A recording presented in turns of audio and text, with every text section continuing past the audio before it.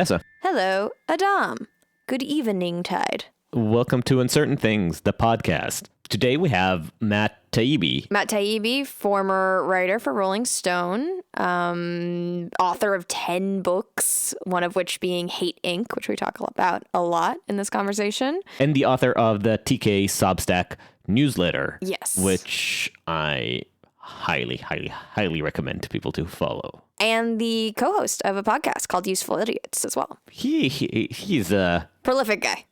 He does a lot. He's also like a dad of 3 or something. Like this guy doesn't sleep, I don't think. I assume, to be honest, that most of our listeners know who Matt Taibbi is. If you don't, this will be, I think, a great prelude. Yes. We primarily talk about his book, Hate Inc., Yeah. which is about one of our favorite themes. What's going on with the news media and why is it making people worse? The book, which I believe started on his Substack, gives a funny but also thorough survey of the different mindsets that have taken over the media industry over the past 30, 40 years and how they play out differently on the left or mainstream media and on the right.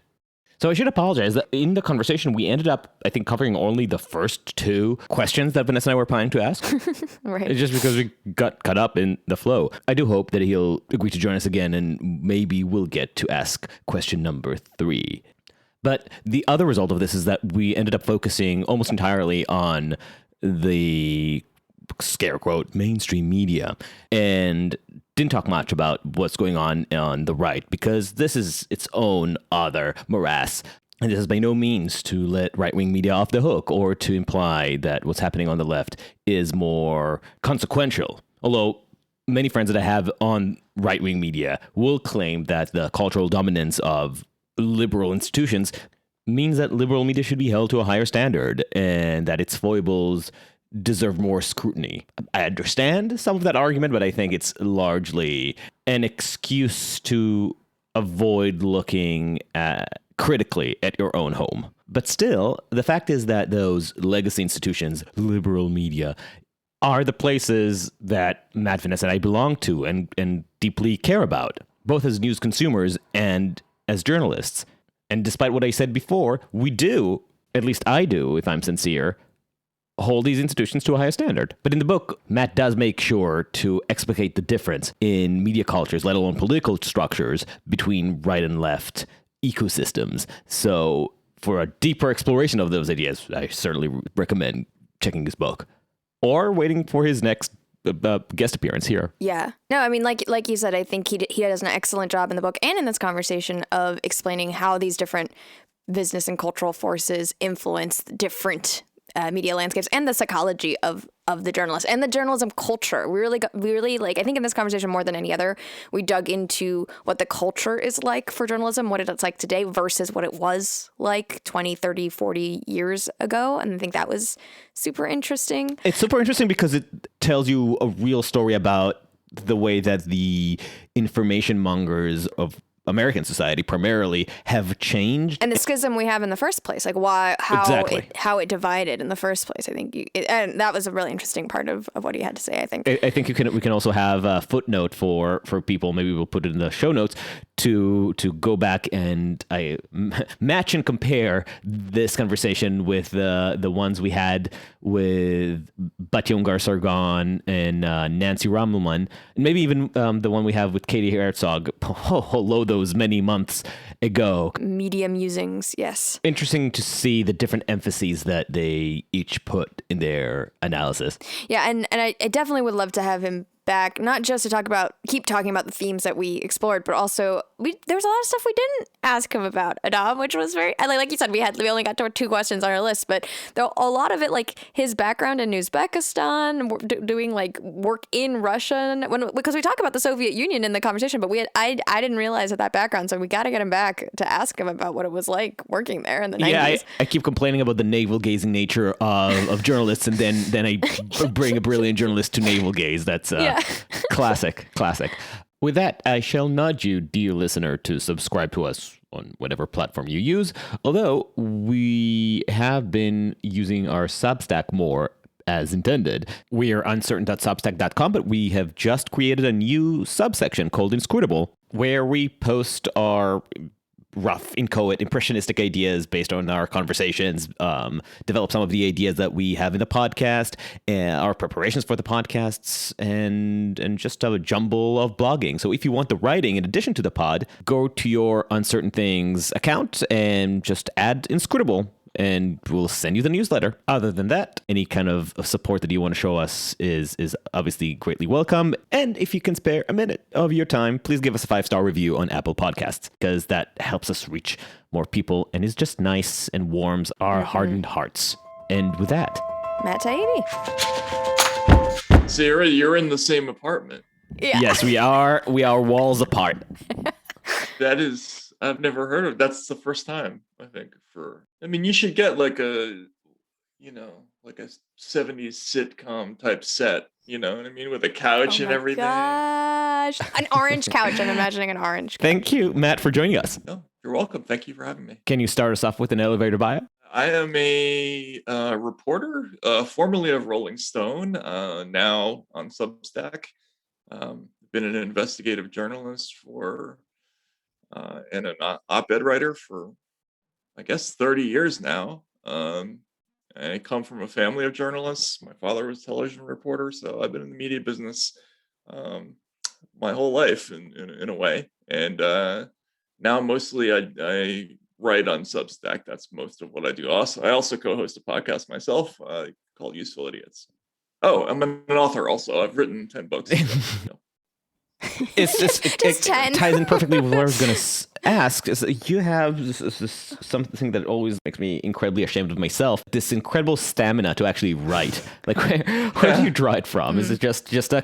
We'll also, just for backstory, Matt, we started this podcast not as a podcast, but as a blog with the, very optimistic thought that Adam and I were going to write like long form every week. And then that just never panned out. That's interesting. And you seem to have the font to be writing. Is it bi-weekly, I think, right? Because you write free posts and then your subscriber posts, all while writing your books, fiction and nonfiction. Where is this energy coming from? Is it a condition? That's a good question. I think it is. I think most people who are actually, it's funny. I'll rewind and say that when I was in college, I had a professor who sat me down, and he turned out to be kind of a mentor. But one of the first things he said to me is, so you're going to be a writer when you grow up. You just don't have a choice. Just some people are just wired that way. There's a type of person who gets bitten by the disease, and a radioactive author. Yeah, exactly. And I think most people who are lifetime authors will talk about this, that it just becomes the way you deal with the world, and it's how you make sense of things, and you can't live without it. And I at this age, I'm 51 now, I still really enjoy writing. So that's the best answer I can give. I think most writers, it's not a question of stamina. It's just that you'd just be doing it anyway, whether you Right. want to or not. I was curious when you were introducing yourself that you did say that you're a reporter, and you said that you come from a line of journalists. I'm curious, how do you feel about calling yourself a journalist these days? I've always had a very weird relationship with that term, because I don't feel like I am a legitimate journalist, because I came up along the online websites, and therefore I always doubt myself when I call myself a journalist. I can't even say it without putting on a weird accent. So I'm curious how you feel about that term. Does it feel comfortable on you when you say yes, I'm a journalist, this is what I do? That's an interesting question. So I've done the most journalisty things that there are to do, right? So I've done long form 8,000 word reported articles where every line has to be fact checked, and you do original reporting. I've broken news, I've developed whistleblowers, and done all that stuff. So I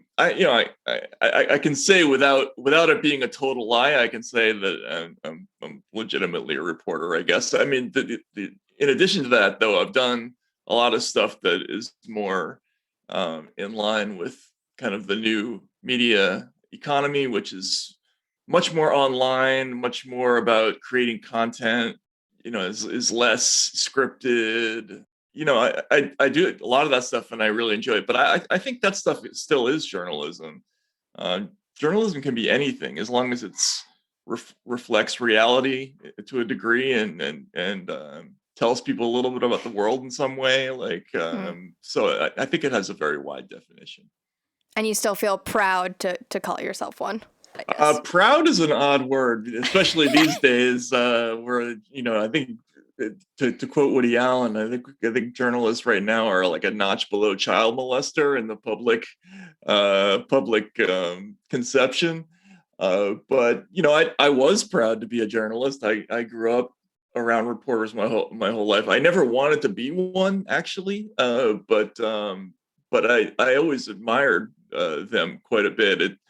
Mainly because of the culture, which mostly doesn't exist anymore, which was once very freewheeling, independent, dissenting, like had this kind of comedy club vibe to newsrooms. So it was a subversive, individualistic, distrustful, exploratory culture. Yeah, exactly. All that stuff. Mm-hmm. Right. Yeah. I thought all that. The smell of cigarette and ink. Yeah. You're laughing, but that stuff's all real. I remember what newsrooms were like back in the day when you could hear typewriters clacking and everybody was smoking. Even the people who weren't working, you know what I mean? Journalists were a funny, odd group of people. I remember my first journalism job. I was an intern at the Village Voice. I was one of about 10,000 people to be an intern for this pretty famous investigative reporter named Wayne Barrett.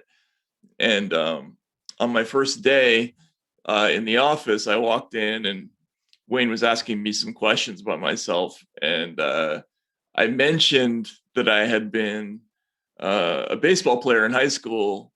And he said, "Oh, well, you're any good?" And I said, "Well, I was an all-star, actually, right?" And I was sort of, very proud of myself in that moment.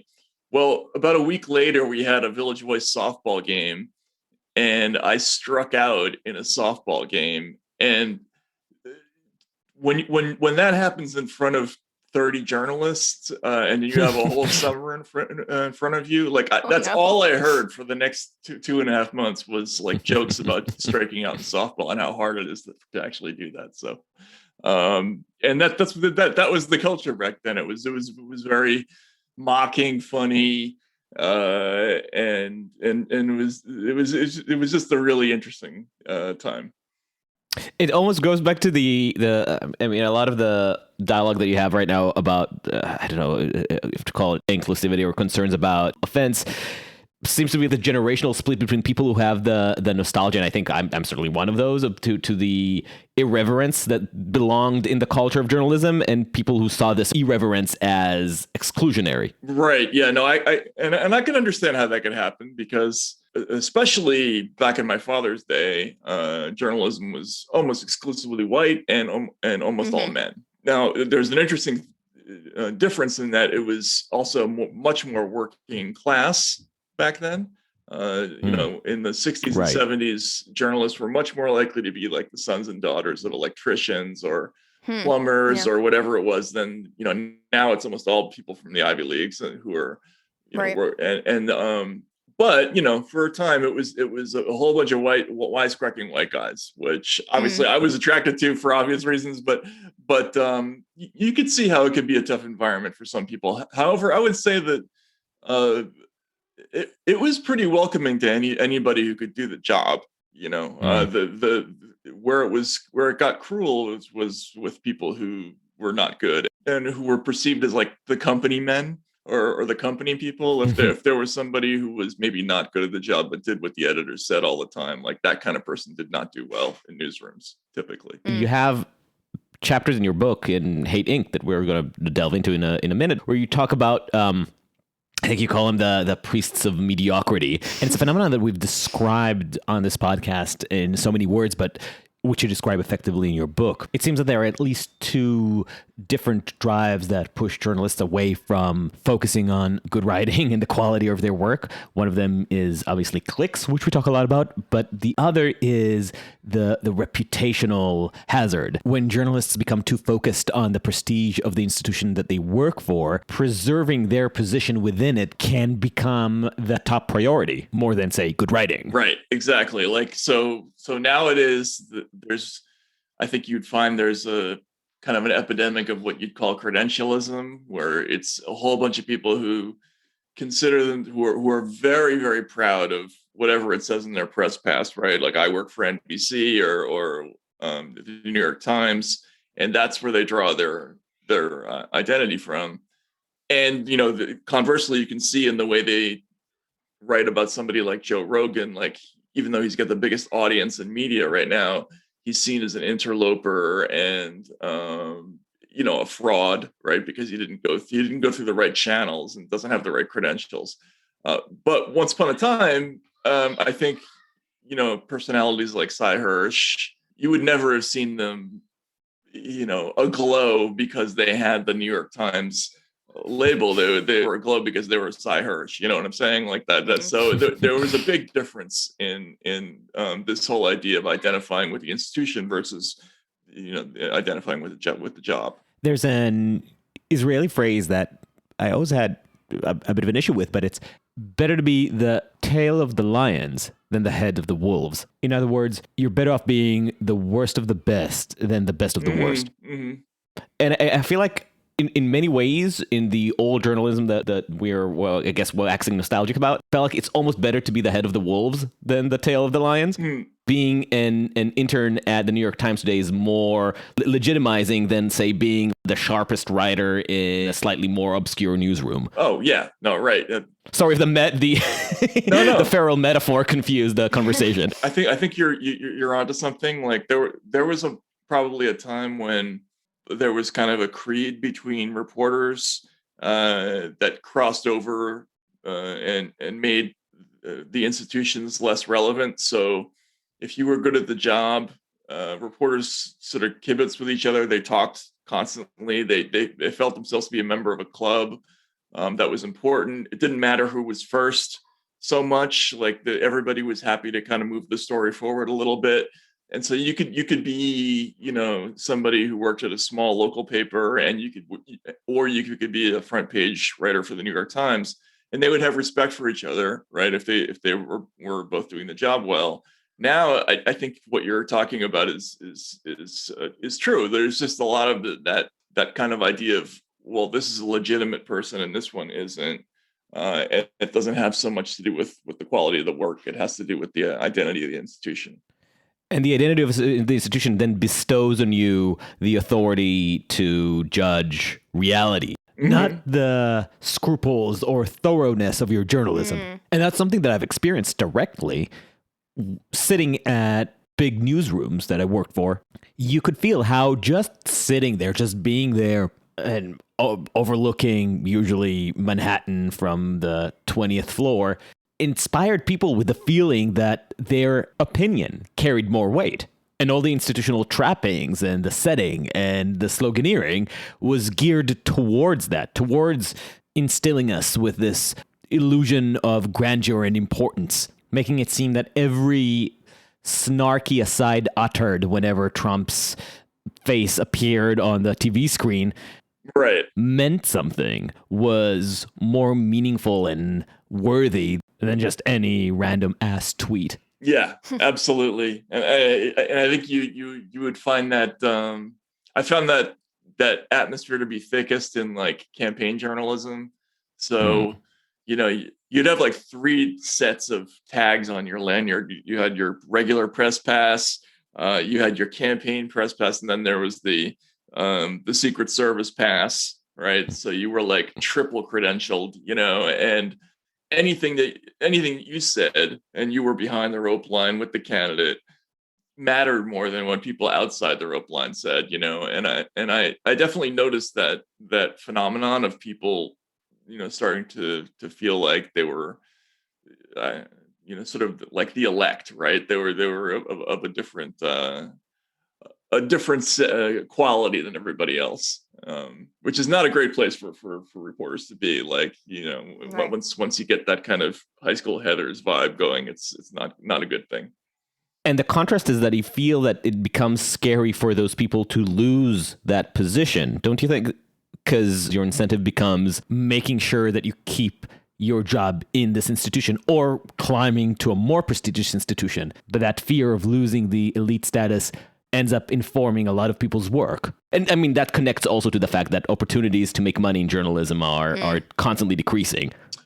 Right. Although I think a lot of people who are in legacy media are wrong about that. There's probably more opportunities to make money outside prestige media now than there is inside. But you're right.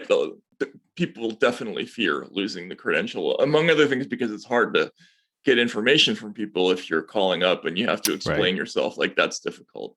So when you're saying that there's more opportunity outside of media, you think to make money, are you referring to Substack? What are you referring to? Like, how is the model starting to shift? Well, I think Substack and podcasts, just as a proof of concept, show that there's a massive audience out there for content that is different from legacy media. I know that my subscriber base, whenever I hear people coming to my Substack, they will say things openly, like, I'm coming. This is like a protest subscription. Like, I'm giving you the money that I would have given the New York Times. And there's a lot of that going on right now. No, the Times is doing great. They have the largest subscriber base in the world. I think it's like 7+ million people now.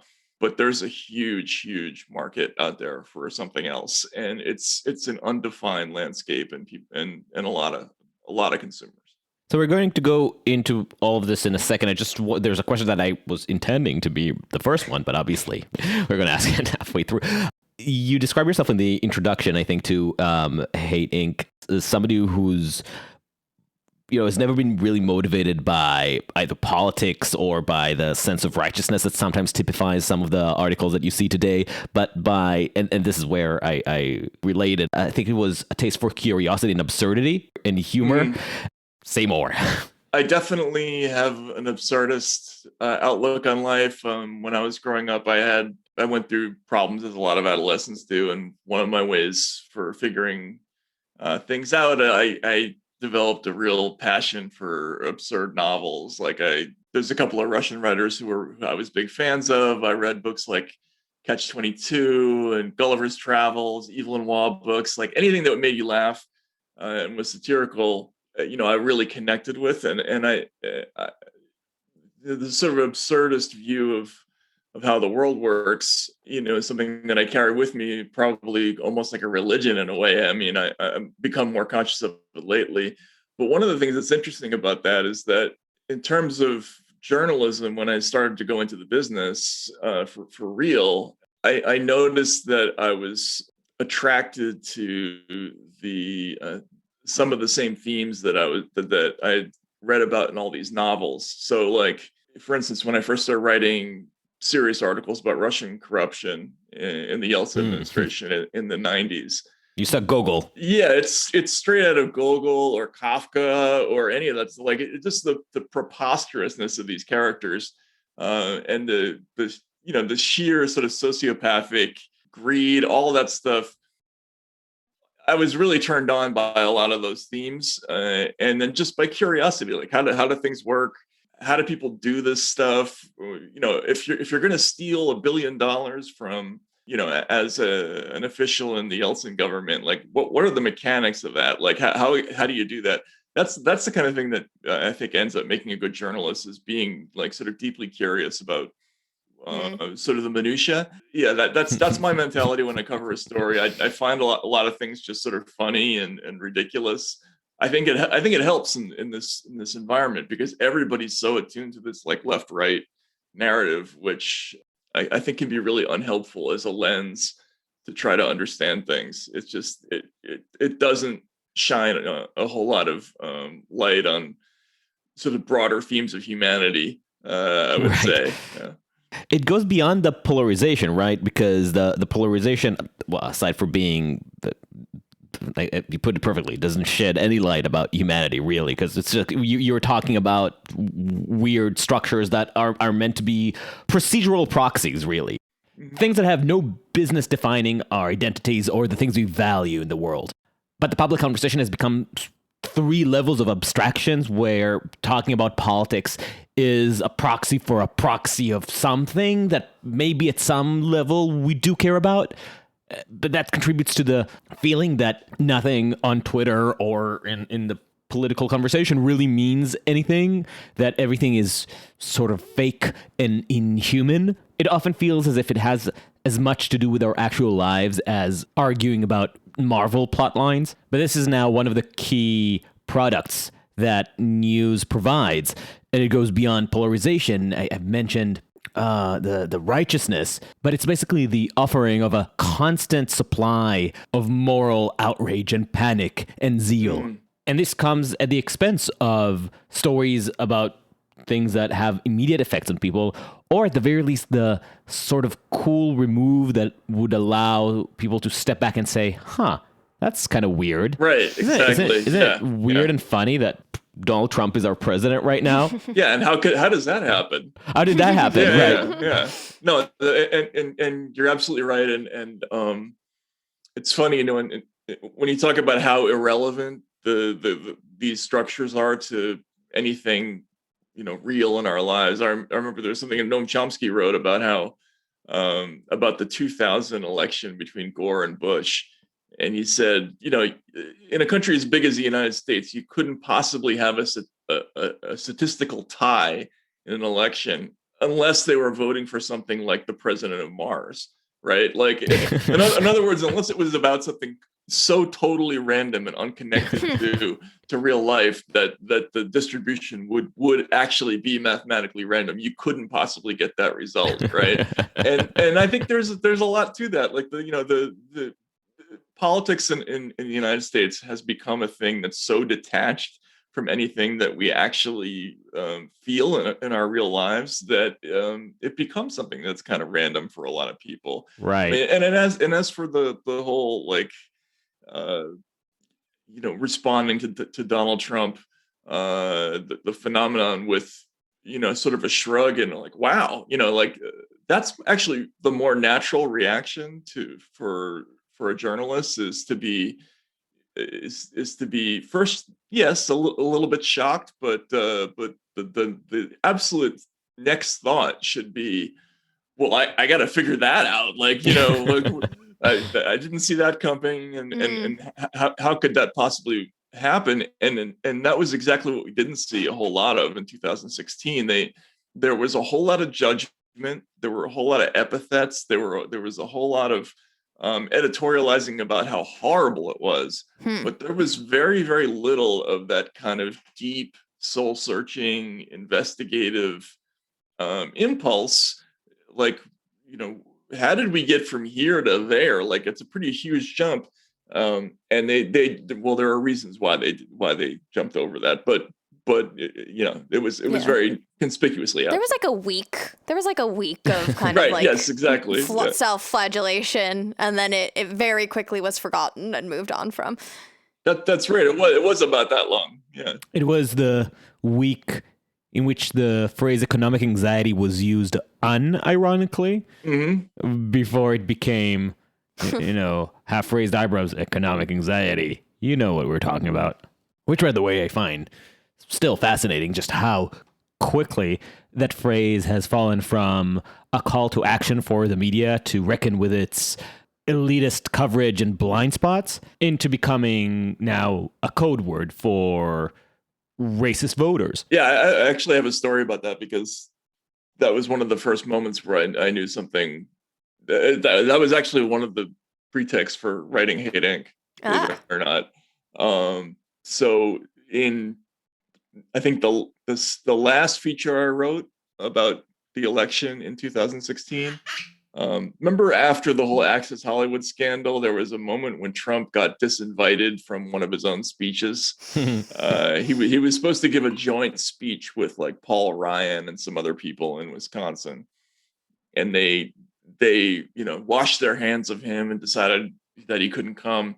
but I was there. I was covering it anyway, and I interviewed somebody in the crowd who had come from a family of Democrats, union workers, and he just started talking about how we've never voted anyway but Democratic, but we're kind of disillusioned because of NAFTA, and we're voting Trump not because we like him, but because, you know, because we're just done with all these people, right? And all I did was quote the person. Like the piece itself is extremely negative about Trump. It was also kind of blatantly incorrect because I thought his campaign was over at that point. But I quoted this guy, and I got tons of flack, not so much on social media, but from colleagues who were suddenly on my case about you're peddling economic anxiety, and that's like a racist trope. And I didn't even understand what they were talking about at first, but it was something that, you know, I think it became a substitute for explaining. It just became a way to keep journalists away from all the different explanations, you know, some of which included race, obviously, but yeah, there were other things going on. You know, maybe you can help me. I've been struggling to find the right words to talk about this issue. Maybe because you are, how do I say it in the least pathologizing way, a prolific writer. Maybe you can help me nail the verbiage. I am loath to call this the problem of mainstream media, because mainstream media, MSM, is loaded with so much Rush Limbaugh flavor that I would like to avoid, because it's important in the extreme, in my view, to draw these lines clearly, because we all might be criticizing similar institutions, but we're coming at this criticism from radically different perspectives and intuitions. But this problem, whatever we might end up calling it, is revealed perfectly in the discomfort that some journalists have with the term economic anxiety. Because this is an angle that should obviously be or have been the focus of so much of the coverage of outlets that boast about their strong stance against growing economic inequality. How can you, if you claim that, miss this story of slipping American opportunity, not just miss it, dismiss it? And not only that, use it as a cudgel against the people who are genuinely worried about it, and say that, first of all, you're worried about the wrong things, and second, if you are worried about it, then you're racist, or at a minimum, a bad, uninformed person. Yeah, right. Yeah, let me tell you what you should be worried about, and I'll call you racist if you don't. Yeah, and it can be kind of jarring. I mean, I think if I were younger when that happened, I would have been deeply freaked out. I was freaked out as it was by that whole episode. It was the first of like many things that happened in the last 5 years where suddenly there was all this peer pressure within the business to avoid certain themes and play up others.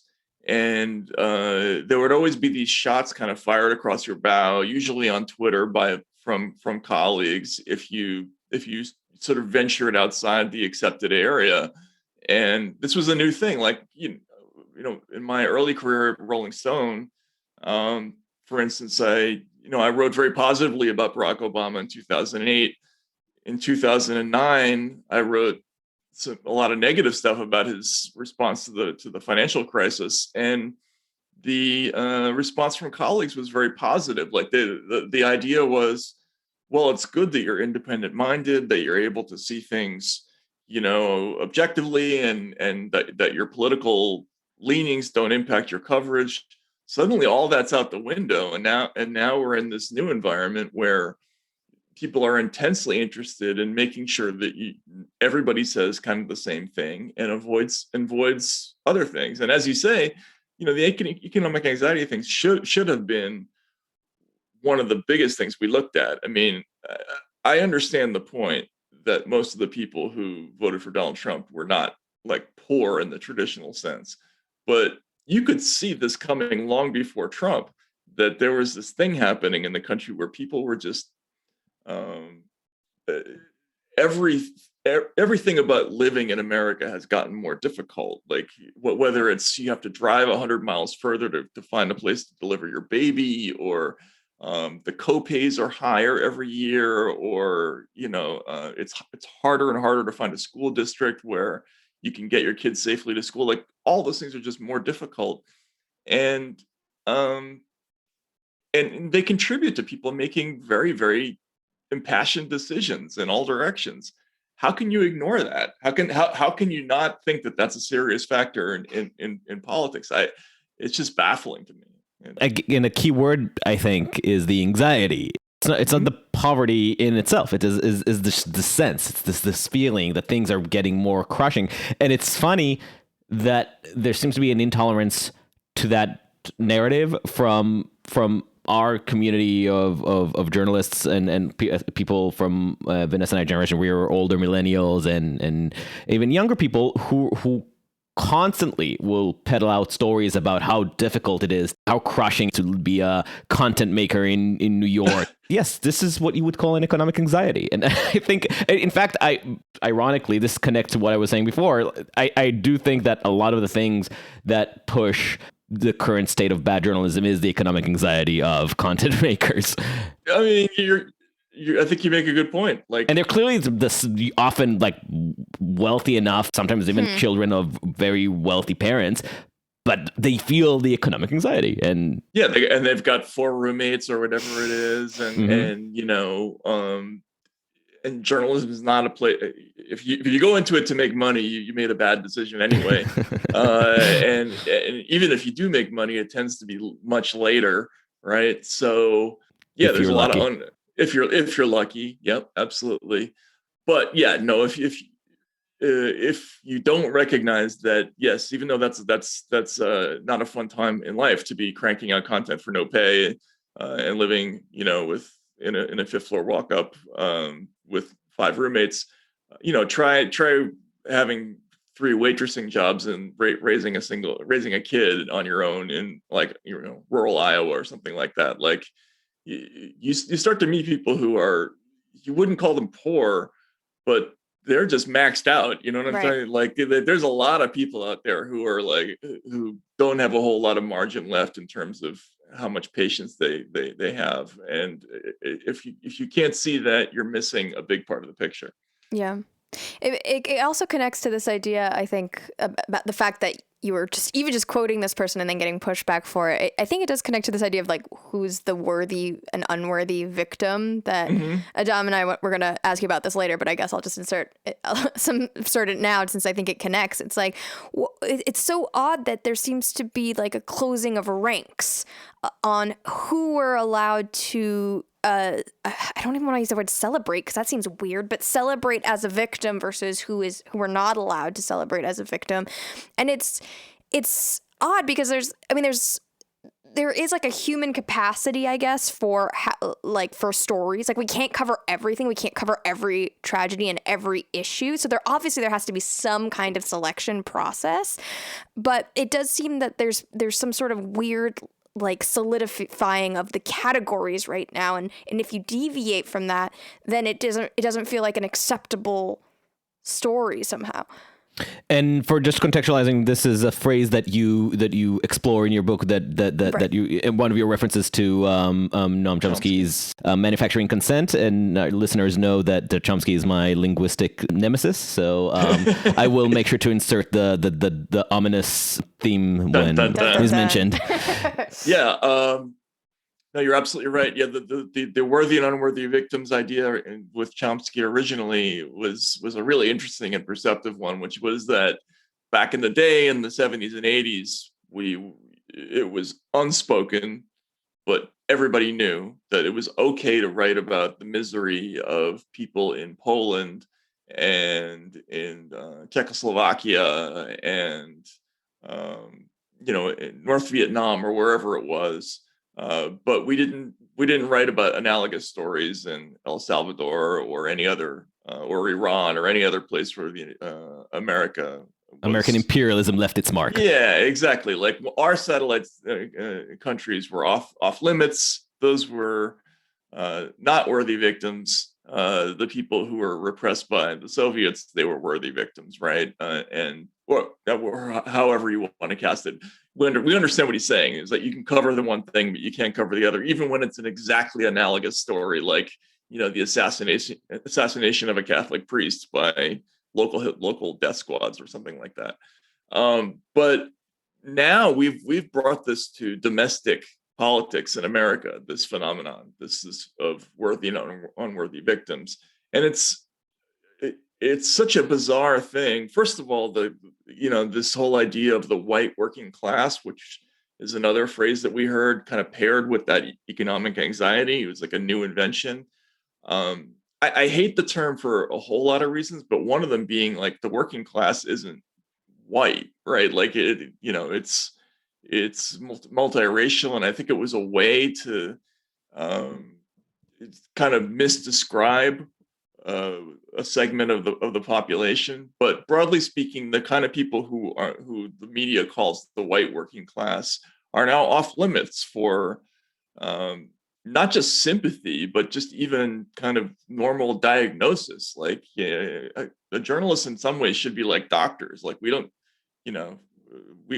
care, what your history is. You come in, we tell you whether you have a fungal infection or not, like that's our job. Like, the rest of it is up to you.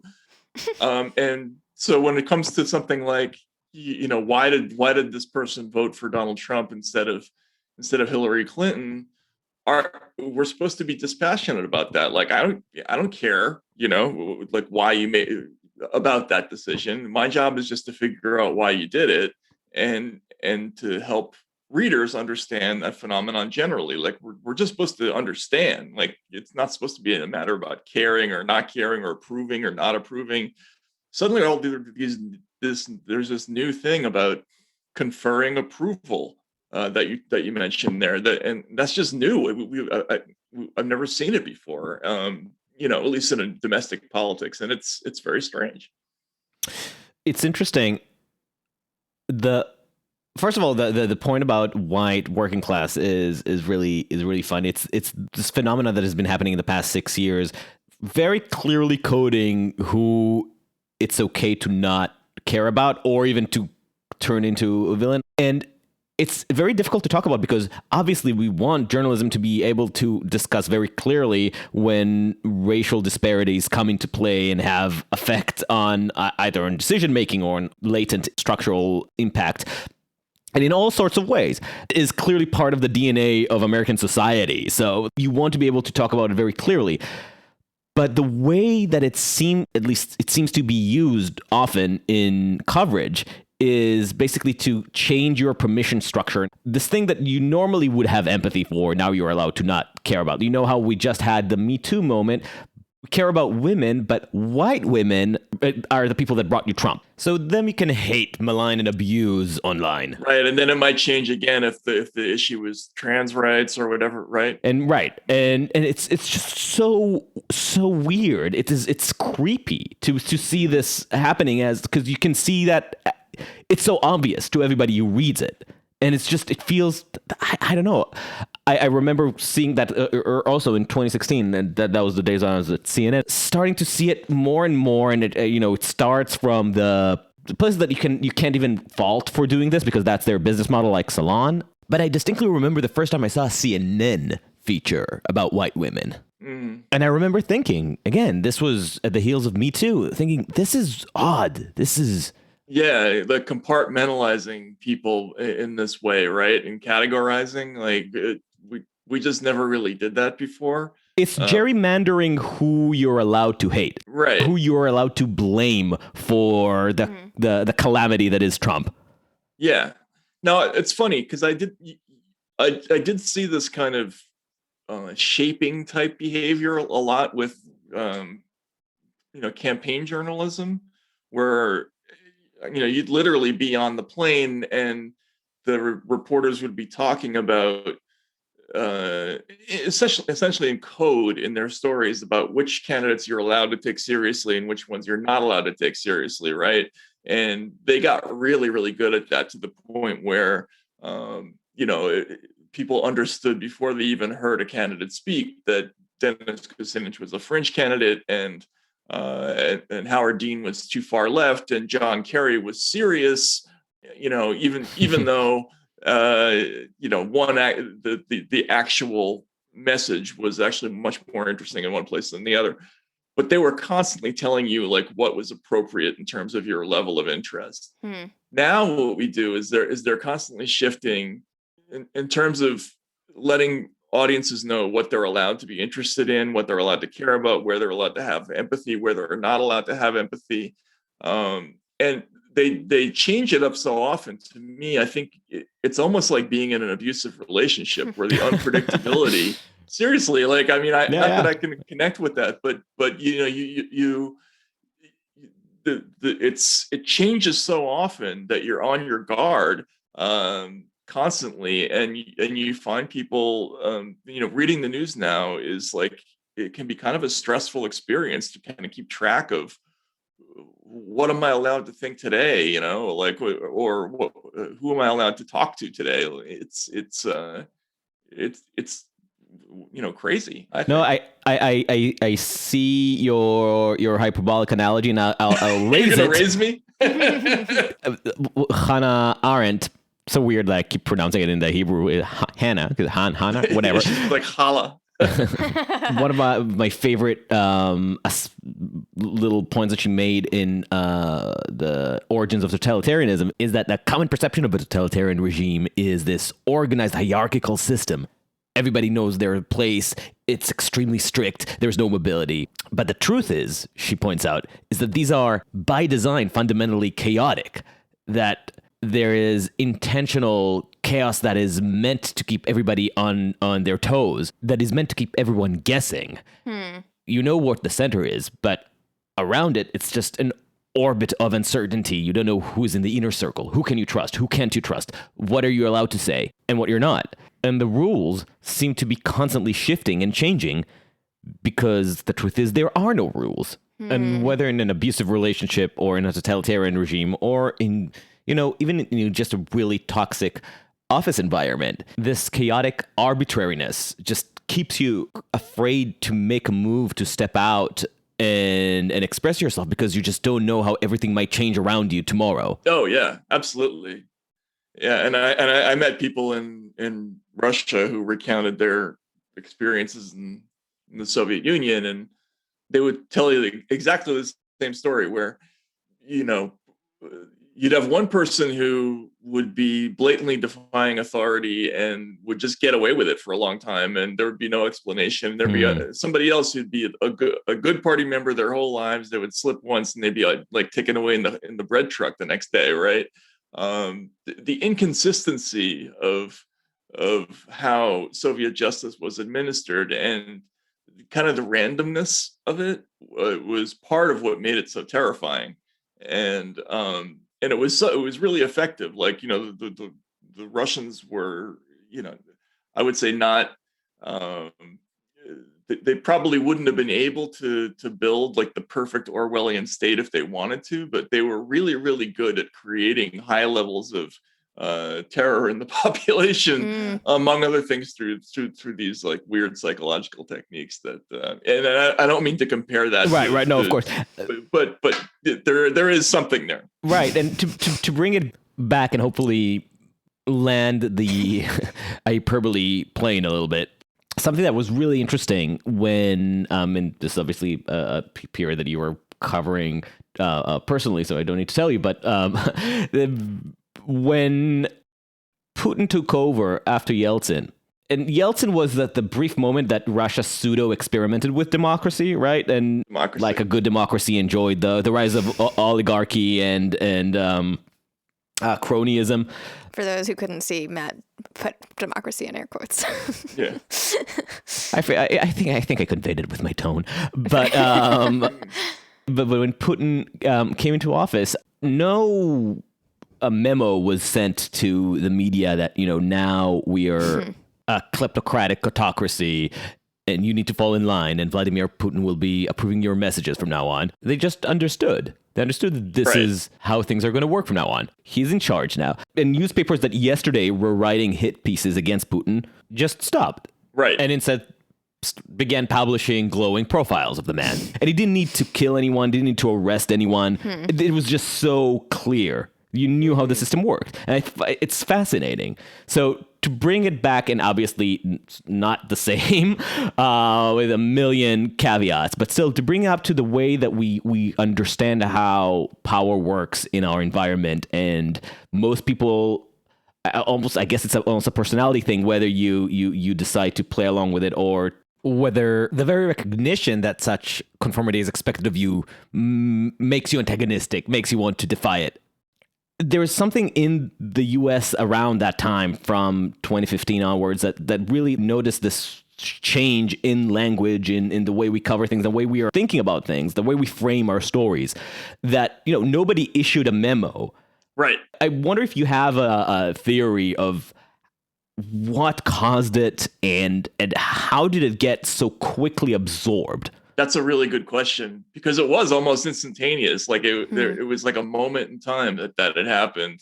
I like to point to the August 2016 editorial by Jim Rutenberg in the New York Times that was entitled "Trump is Testing the Norms of Objectivity in Journalism," and he talked about changing the standard from being true to history's judgment. And it was like from that moment forward, we suddenly had like advocacy media, and there were all these rules. And obviously, I had a lot of conversations with reporters leading up to that time. I know it was on the minds of people that maybe they were thinking about changing the way they would do business. But then it feels like the moment they announced it, like the Times came out with that editorial, suddenly everybody decided, like, en masse. It's in the same way that like once 50% of a herd of deer decide to run one way, like they all do. It just happened in a flash. Suddenly we had that media landscape you were talking about, and it just hasn't gone back since. So it certainly has something to do with Trump, but why exactly then and why we've continued to keep it, I'm not sure. So this is something Vanessa and I were just talking about in preparing for this, actually, and whether or not Trump is really, the cause or just a catalyst. Right. For me, it seems that if anything, we were just marching there because of changing business incentives in the way that media gets its cues, both for, just literally how to raise revenue, but also who are the voices that guide the editorial direction, which is, you have social media, you have a sense of a massive like vox populi, but it's not really a vox populi, it's vox elite populi that sends the signals of where you do coverage and where you're not allowed to have coverage. And that's just, the wisdom of the masses, or again, the overeducated masses, charting a new editorial direction. But as long as there wasn't an emergency, the crusty skin of old media was still allowed to stay on while things were changing underneath.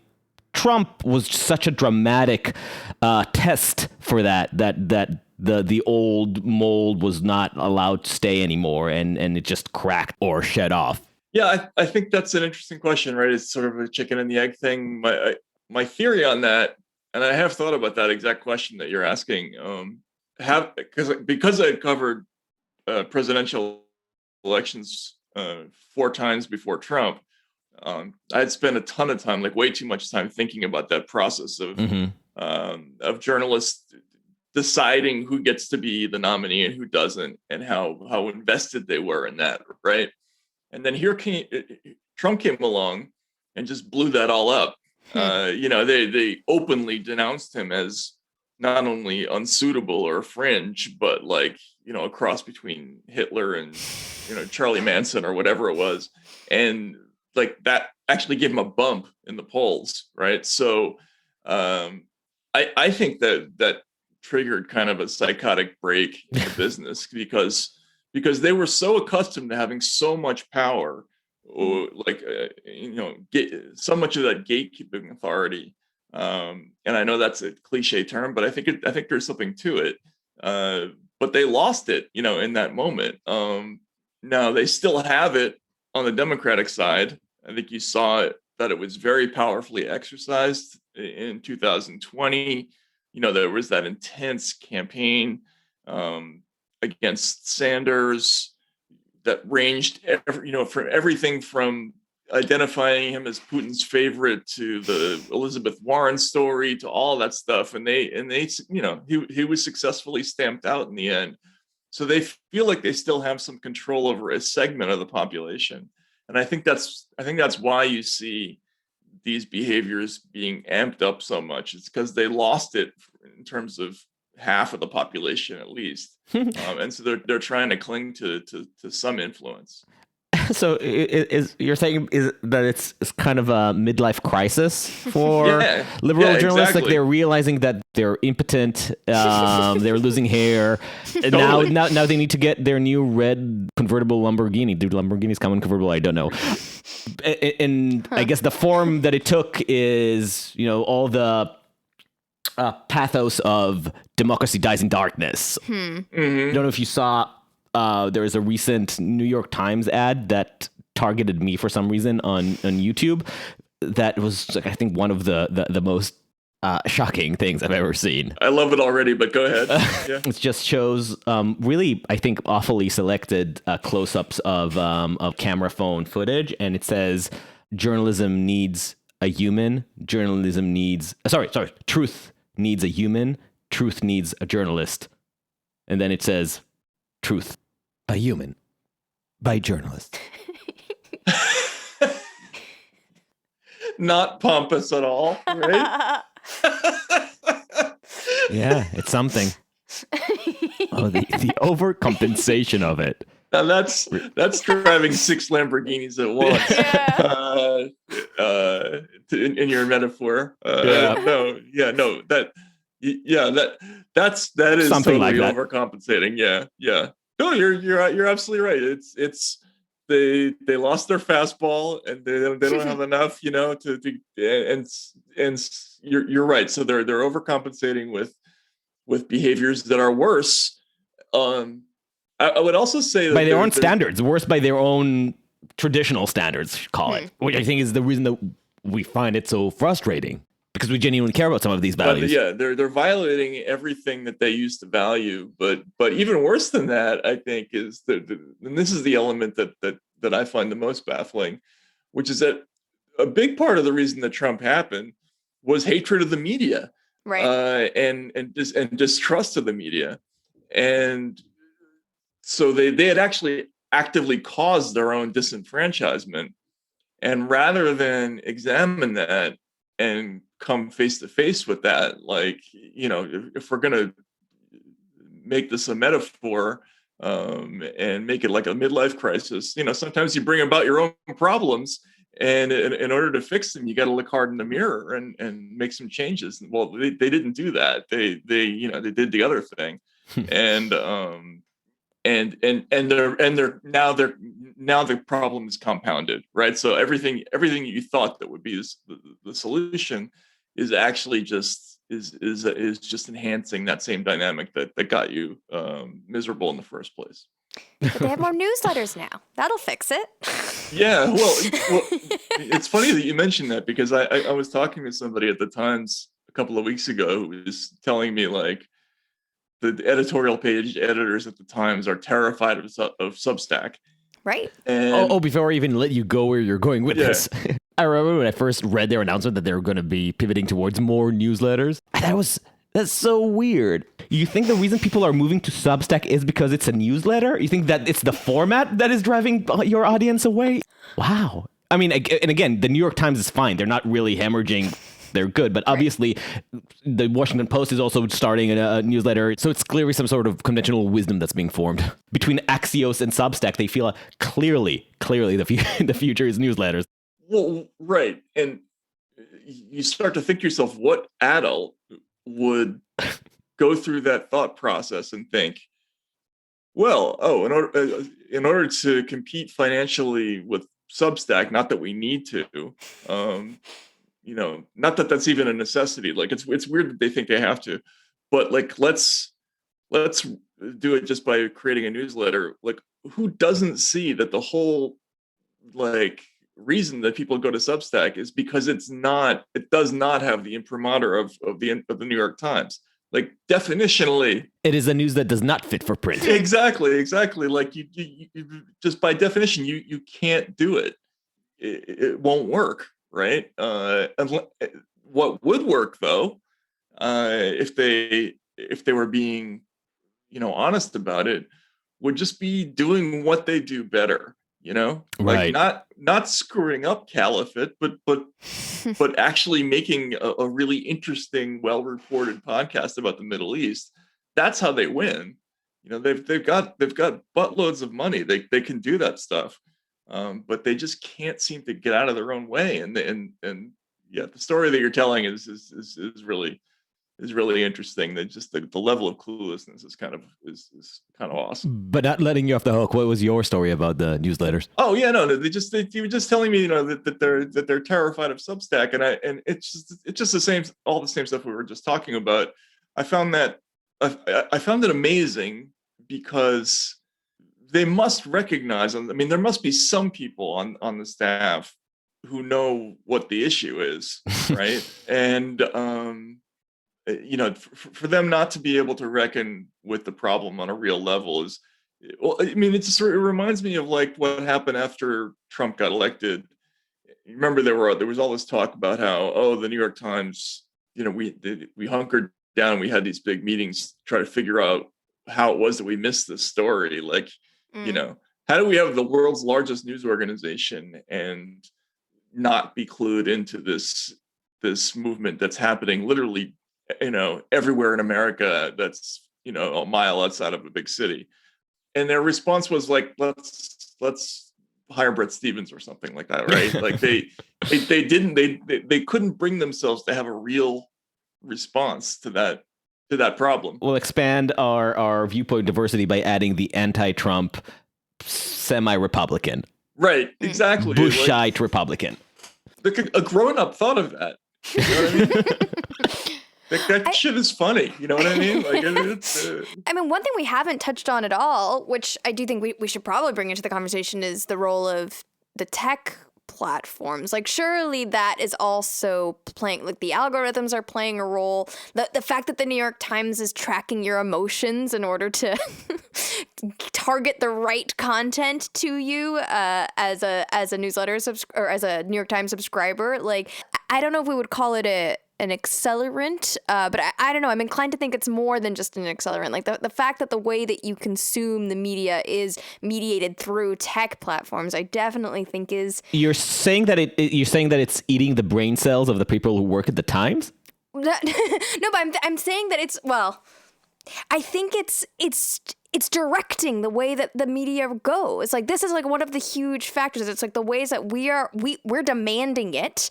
It's on our feeds. The algorithms are feeding it to us, and it's like it's creating this feedback loop. Or it worked exactly the way it's supposed to, and it creates profits for all these companies. And the Times has given itself over to the audience optimization model in the same way that Fox did 20 years ago or 25 years ago. And the result, is politically nuts. But I think it works for Facebook. It works for Google. It works for, what's different is, well, first of all, there's a whole lot to unpack when we want to talk about the role of the tech companies in media. The first thing is that they were incredibly slow to realize that they would never be able to compete with the advertising. Like there was a delusion that persisted in the business for decades that we would still be able to make money the way we used to, and not realizing that just by definition, Facebook and Google, with all the data they collected, would just be, their advertising would be much more effective, and they would lose all their advertising to these companies, which is exactly what happened, right? So they were dumb about that. They didn't adapt. When they finally did adapt, the only thing they could think to do was to create this new model that was based on exactly what you were talking about, Vanessa, which is let's try to amp up the emotional level of our audiences. Let's create an emotional addiction to our product. But in order to do that, we have to create we have to create content that's essentially like a sports-like phenomenon, right? Where we're creating crowds of rooters who want to all feel the same thing or come to mass together. It's not the same product that the news used to be, which is sort of dispassionate thing that triggered your curiosity, maybe, or had utility. Like they gave up on the utility model and they went for this emotional model, and that may work in the short term, but in the long term, it's just it doesn't work when you're trying to sell credibility, right? Because people will recognize pretty quickly that what you're doing is not really reporting. It's something else. It's emotional manipulation, and I think it's going to have a negative effect on the business. Well, it already has. Yeah. So, broad question for conclusion. When you're surveying the different forces that are acting on the media landscape right now, the cultural, the political, the social, the financial, which do you consider the most dominant trend right now, and how relevant is it going to be in 2024 when Republicans stage a coup? Well, what I would say is that I think the only thing I would say is that I think that legacy media is basically already like dead. Like I think even though it's still seems to be exerting a lot of influence out there in America, it's already disgraced and losing, sort of rapidly losing any vestige of the leftover respect that it once had. And what that means to me is that something is going to rise in its place. Like those institutions will continue to exist, but something is going to come up. It's not going to be Substack, or it's not going to be my Substack anyway, right? But something centralized.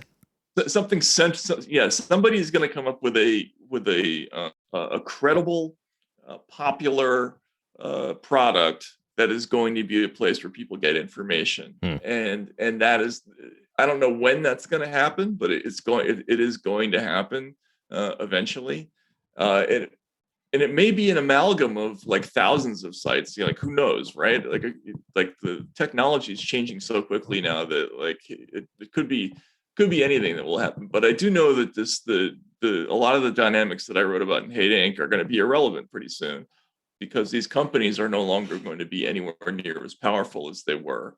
And, how that's going to affect 2016, I just think that they're right 2024. now. 2024, right? Right now, there's this like wellspring of rage towards the quote unquote mainstream media that drives people to a lot of these decisions. But I think that's actually going to start waning because people are going to see the media as being pathetic, soon. Like we're not there yet, but I think that's going to happen. Like people, and you're not worried about too much decentralization.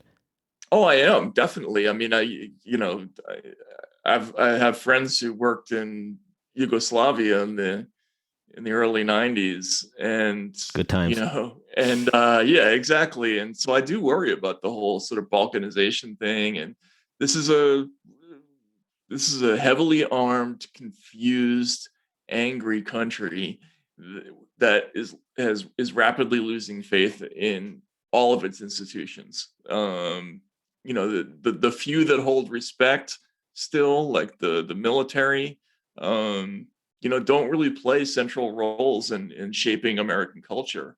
So I worry a lot. Like the media should have a big role in this moment, but it can't, because it's become a focus of political attention, negative political attention. So yeah, I'm extremely worried about that for sure. So the final question is, and this is just our standard, and I actually would want to hear your answer to it. What would you say?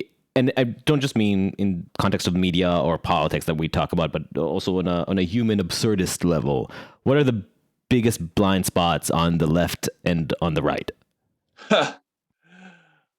So on the left, I think it's pretty clearly the inability to see that they're aristocrats. You know, and I'm talking about a certain segment of, I guess it's not really the real left. It's the kind of MSNBC left, right, that I'm talking about. But the inability to see that, you know, they belong to the upper classes, that they are the 1%, or that they're in the top 10%.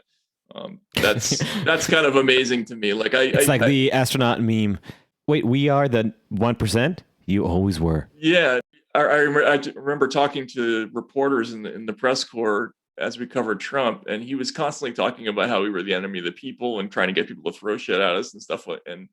And I remember, you know, watching people, and they're dressed in, you know, $800 blazers, and they have beautiful, you know, Cordovan shoes on, and they're saying like, well, why are people mad at us? What do we do? What do we have anything to do with it? You know, like they don't get that they're a representative of, like, they're a symbol of, like, the hated people up on the Olympus. They just have no ability to see that, and it's always shocking to me. On the right, you know, that's interesting because there's two different things we're talking about. There's right-wing politicians, and then there's the people who are actually make up their voters. And I think that those are two different groups. For right-wing politicians, the inability to distinguish between a real communist and what they consider a communist is always fascinating to me. Like, you know, they you will meet people who will believe that, you know, seriously think that Sesame Street is a communist show. You know, they don't, and they're just the sort of total inability to diagnose what's happening economically in the country, or why. They're just so reliant on these old cliches that maybe were last relevant in the 60s.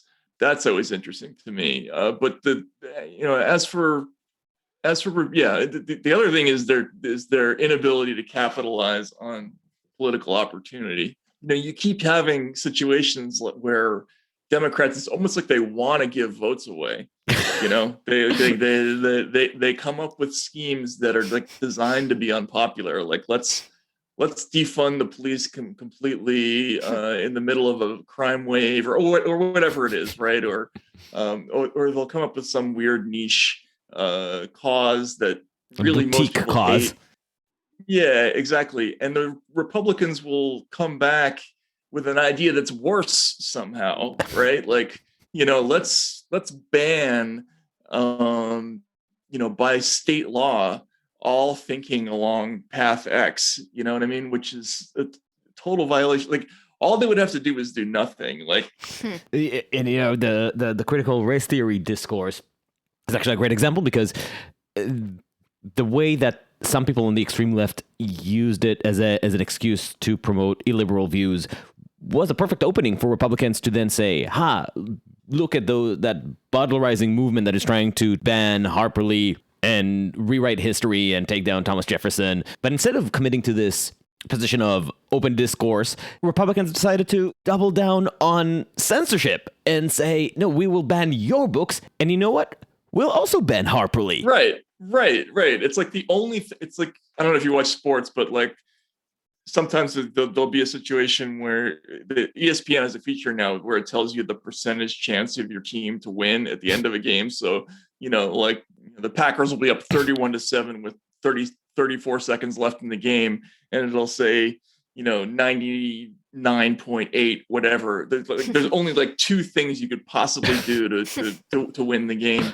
Or to lose that game. And the Republicans figure that out every time. Like, they figure out that 0.2% in every political situation. Like, how do you miss the opportunity politically to capitalize on something like critical race theory? Like, they find a way, you know? I mean, like that Jonah Goldberg has this refrain in his columns that both parties are just seem to be committed to being a minority party.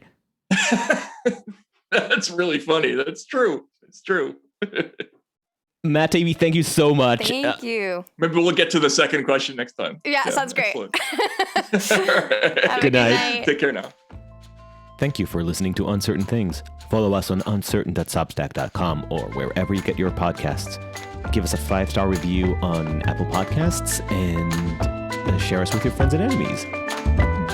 We'll see you next time. Stay safe.